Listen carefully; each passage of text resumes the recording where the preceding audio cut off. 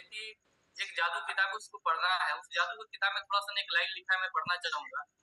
अधिक लोग अधिक लोग कृतज्ञता की शक्ति को जानकारी नहीं है, क्योंकि जीवन में कृतज्ञता के जादू को अनुभव करने के लिए आपको इसका अभ्यास करना होता है। और इस मॉर्निंग सेशन में जब बताया गया था तो इस किताब को लिए और जब पढ़ने लगे तो बहुत सारे खजाना मिलने लगा, और जब से कृतज्ञ का भाव आने लगा जीवन में, सर नटंकी रूप से इस जादू की तरह जीवन बदलने लगी। और बहुत बहुत धन्यवाद सर आपको इस बुक को बताने के लिए। और हम तो कहेंगे सब सभी लोगों को पढ़ना चाहिए। कृतज्ञ भाव से जीवन बहुत आराम हो जाता है, बहुत से एहसास होने लगता है कि नहीं जीवन में हल्का है, काम कोई मुश्किल नहीं लगता है। लेकिन जब किसी काम को अगर बोझ बन के करते हैं तो बहुत मुश्किल लगता है।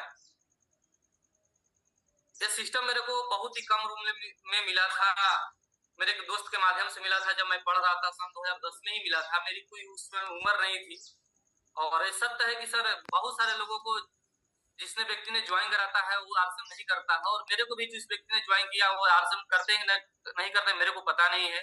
मैं सन 2010 में इस आरसम सिस्टम में मैं जुड़ता गया, और लगातार मैंने 2 साल लगातार मैं सीखता रहा।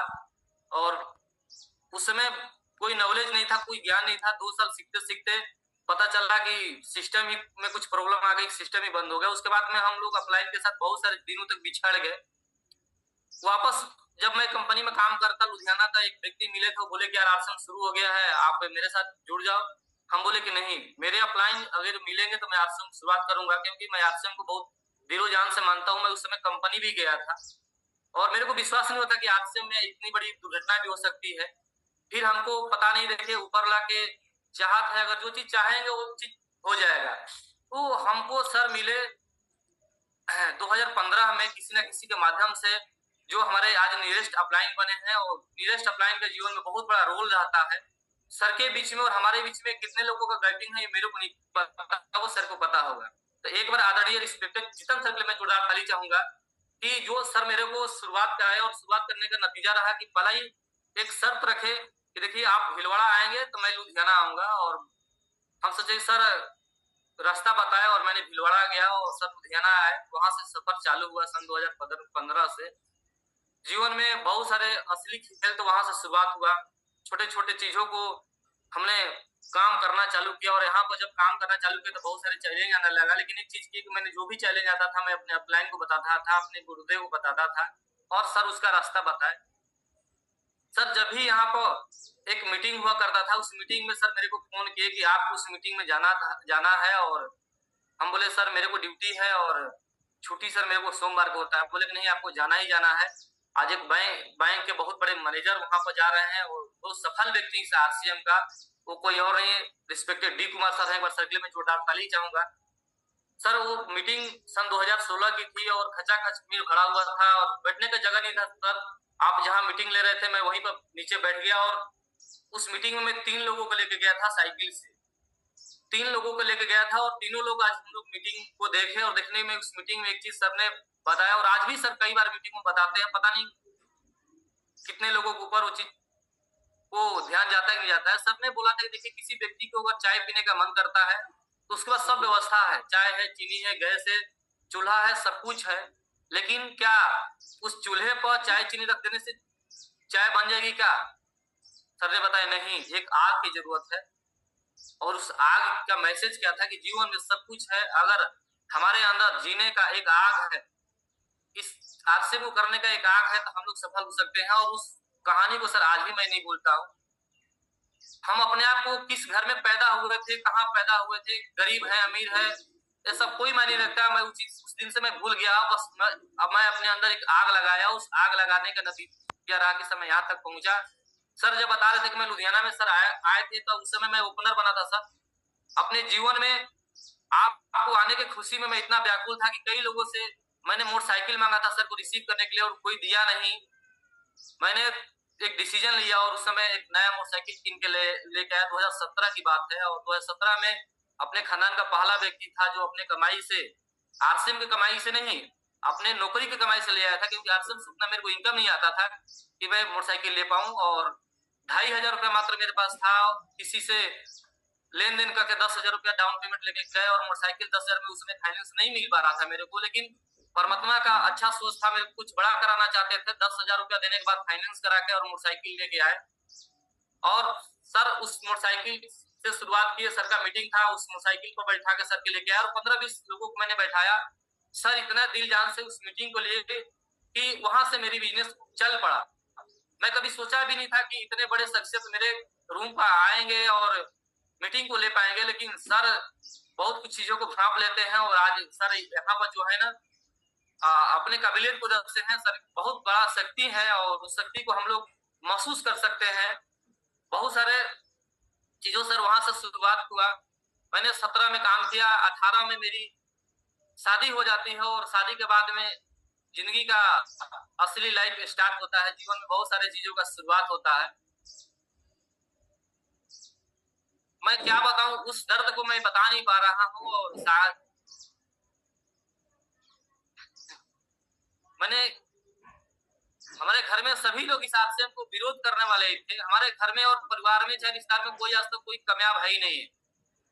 सब कोई बताता था कि इस काम से सफल नहीं हो पाएगा और मैं इस चीज को देख लिया था, भविष्य देख लिया था कि मेरी भविष्य इसी में है। क्योंकि देखिए गरीबी का जंग तो मेरे को जीवन भर लड़ना था और अमीरी के लिए मेरे को 5 साल कीमत चुकाना था। उस 5 साल के लिए मैंने कमर कस लिया था कि 5 साल मेरे को कुछ भी हो जाए, गरीब बन के मर जाएंगे कोई नाम नहीं आएगा, लेकिन कम से कम कुछ हासिल हो चाहे नहीं हो। इस माहौल में आने से एक सरोज कुमार शर्मा का अगर नाम भी हो जाए ना तो मेरे लिए बहुत बड़ी काफी है। इसके लेके मैंने काम किया।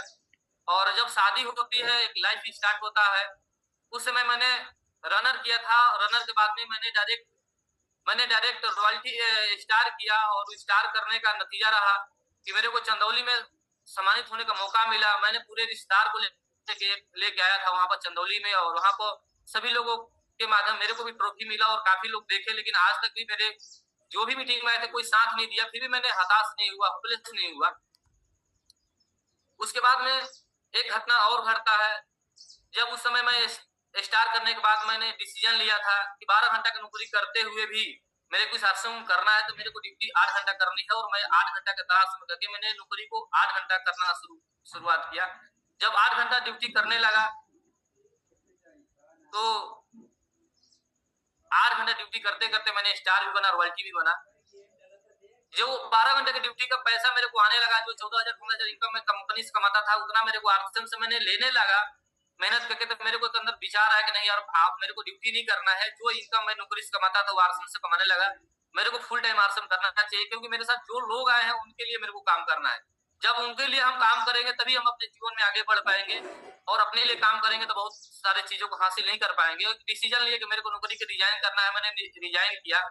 उसके बाद में घटना घटती है कि 2 दिसंबर सन 2019 को मैंने रिजाइन किया और 6 दिसंबर को मेरे माता जी इस दुनिया से चली जाती हैं। और मेरे को बहुत बड़ा झटका लगा, लेकिन मैंने डिसीजन को अपना चेंज नहीं किया। घर पे गया, काम करने के बाद आके फिर भी मैं फुल टाइम आर्ट्स करने लगा। बहुत चीजों सर ने कई बार बताया इस मीटिंग में कि देखिए जिन चीजों से बहुत ज्यादा प्रेम करेंगे उसको आपको त्याग करना पड़ेगा। और मेरे को सबसे ज्यादा प्रेम था अपने गांव और मेरे माता। जब मैं बाहर में निकल गया नौकरी करने के लिए तो सालों साल मैं घर नहीं जा पाता था। और कई बार जब आश्रम शुरुआत किया तो मम्मी से एक हफ्ता तक बात नहीं होता था। मम्मी बोलती थी कि क्या हो गया बेटा, रोज फोन करते थे, आज एक हफ्ता तक बात नहीं करते हो।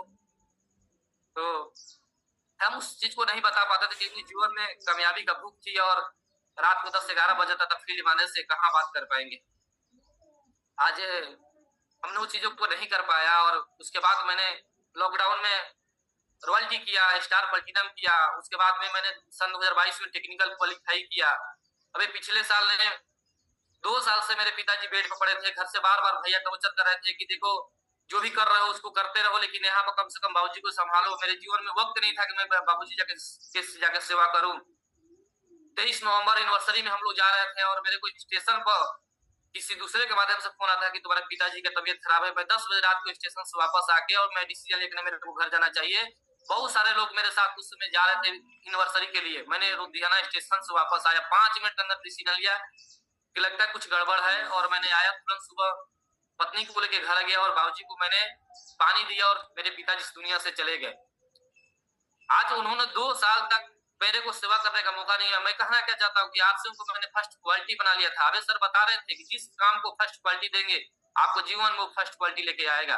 हमने आज से उनको फर्स्ट क्वालिटी दिया। जीवन में क्या है क्या नहीं है मैंने उस चीज को फोकस नहीं किया, क्योंकि संघर्ष, सर कल बता रहे थे कि संघर्ष कहाँ करना है, कहाँ समझौता करना है, बहुत सारे लोगों को पता नहीं होता और हमको भी नहीं पता था। इस मॉर्निंग सेशन में आके, सर के सानिध्य में आके मैंने सीखा हूँ कहाँ संघर्ष करना है, कहाँ समझौता करना है। जहां पर संघर्ष करना होता है हम लोग समझौता कर लेते हैं, और जहां पर समझौता करना होता है वहां पर संघर्ष कर लेते हैं। सितंबर आने से पहले मेरे कई ऐसे बड़ी बड़ी घटनाएं घटी जो मैं इस चीज को भांप लिया कि देखिए मुश्किलें आती है, चैलेंज आती है, लोगों को तोड़ने के लिए नहीं आती है, लोगों को बिखरने के लिए नहीं आती है, लोगों को निखरने के लिए आती है। और मेरे पास जब भी चैलेंज आना शुरू होता है मैं इस चीज को समझ लेता हूँ कि मैं कुछ बड़ा काम करने वाला हूँ, मेरी टीम कुछ बड़ा काम करने वाला होती है। मैंने अभी जुलाई महीने में बिहार गया था, छपरा गया था, और वहां पर मेरा ऑटोमेटिक एक बार मैसेज आया था, मैं ध्यान नहीं दे पाया कि मेरा मोबाइल का नंबर बंद हो जाएगा, और मेरा पुराना वाला जो सिम था वो बंद हो गया। उस बंद होने का नतीजा है, मेरे को नहीं पता था कि भीलवाड़ा हम लोग नहीं जा पाएंगे। कम से कम 50,000 का मैंने टिकट किया था अपने मोबाइल से। मेरा टोटल के टोटल पैसा कैंसिल वाला सारा सब फंस गया। आज तक सर 30,000 रुपया अभी तक नहीं मिला हुआ है मोबाइल नंबर बंद होने की वजह से। मैं समझ गया कुछ बड़ा होने वाला है। सितंबर को आगाज होने से पहले अगस्त में मेरे घर पे अचानक रात में भैंस गिर के मर गई। मैं सोचा कुछ लगता बड़ा होने वाला है। यहाँ पे बताया जाता है भैंस बीमार हो जाए क्या हो जाए कुछ भी नहीं ध्यान देना है। घर से फोन आया, बहुत लोग दुखी में थे, बोले कुछ हम बोले नहीं, अगर बोलेंगे तो मेरे को गुस्सा हो जाएंगे, करिए मेरे घर दुख हुआ है, एक खुशी मना रहा है। मैंने समझ गया था कि नहीं यार मेरे साथ कुछ बड़ा होने वाला है। और लास्ट समय जाते जाते 25 सितंबर को मेरे बड़ी मम्मी का डेथ हो जाती है। आज जो सर पे बाल नहीं है ना, मैंने उनके समर्पण कर दिया, और मैंने उनसे एक ही चीज मांगा, मैंने गया नहीं बिहार, मैंने एक ही चीज किया कि मैं स्टार पर आपको समर्पित कर रहा हूँ। मैं यादगार हमेशा बना कर रखूंगा कि जब मेरी मौसी भी थी, मेरी बड़की मम्मी भी थी, कि जब इस दुनिया से गई तो मेरे को याद रहेगा कि मैं स्टार पर करके ही रहूंगा, आपको मैं श्रद्धांजलि दे रहा हूँ। और मैंने उस दर्द में भी इस काम को करके और आज यहाँ तक आए, ये सब सने जाता है। रिस्पेक्टेड हम लोगों को, जिस टीम से मैं बिलोंग करता हूँ, बहुत ही मजबूत हम लोगों का अपलाइन है। रिस्पेक्टेड अजीत प्रताप सर, एक बार मैं सेक्रेटरी को डांट ताली चाहूंगा। पूरे मिशन महीना में हर पल रिस्पेक्टेड डी सर के लिए मैं जोरदार ताली चाहूंगा। सर पग पग पग फोन करते रहे, जब सोचते थे लगता है कैसे हो पाएगा, सर का फोन आता था, और सर बोलते थे कि सरोज जी आपको कर रहा है। मैं बोला सर करूंगा सर, करूंगा सर, इससे बढ़िया मौका नहीं मिल पाएगा। क्योंकि एक बार अशोक बस्टाले सर मीटिंग में बता रहे थे कि समय और समझ एक साथ नहीं आती है। एक बार अशोक बस्टाले सर मैं जोरदार ताली चाहूंगा, उन्होंने प्रेजेंटेशन में लिख के बताया थे कि समय और समझ एक साथ में नहीं आती है। और हमने अपने आप को भाप लिया कि देखिए समय है, और समय को अगर समझ में लगा देंगे तो समझ निकल जाएगा, और समझ कहीं ला देंगे तो समय निकल जाएगा। और इस चीज को मैंने भाप के मैंने पूरा ताकत लगा दिया, जीव जंग लगा दिया, और आज ये आप लोगों का आशीर्वाद से मैंने स्टार पर किया हूँ। ये बहुत बड़ी लेवल नहीं है, आगे अभी रास्ता जारी है। तो मैं इतने ही बातों से अपनी बारी को विराम करता हूँ। संघर्ष की बहुत सारी कहानी है, लेकिन मैं विश्वास करता हूँ कि इतने जितना भी लोग यहाँ पर कामयाब बैठे ना, संघर्ष का 1% भी कहानी नहीं बता पाते हैं, सिर्फ महसूस कराते हैं। क्योंकि संघर्ष की कहानी हर कोई के अंदर फुट के भरा हुआ है, और संघर्ष की कहानी अगर बताने लग जाएंगे तो इतना वक्त नहीं मिलता है। क्योंकि एक चीज तो मैंने सीखा कि मैंने जितने भी दर्द में रहा, ऑफलाइन का फोन आता है, मैंने उसको हंस के बताते हैं, उसको दुखी मन से कभी नहीं बताते कि सर मेरे पास ये चैलेंज है। क्यों कि हो सकता है सर किस लिए फोन किए होंगे, वो बात मेरे तक नहीं पहुंच पाएगा। कुछ ना कुछ अपलाइन मेरे को खुशखबरी के लिए फोन किए होंगे, और हम वहां पर पहले दर्द भरी कहानी रखेंगे ना, तो उस मास उस जुबान से हट जाएंगी, और वो चीज मेरे को नहीं मिल पाएगा। बाद में बताता हूँ, बहुत हल्के मन से बताता हूँ कि सर ऐसे ऐसे चैलेंज है सर, और कोई बात नहीं सर, आप जो बताएं उस काम को मैं करूंगा सर, चैलेंज बाद में है सर, बस मेरे लिए सर लक्ष्य मेरे पास है। तो बहुत बहुत धन्यवाद sir, over to sir, thank you sir. पर जोरदार तालियां सरोज जी के लिए।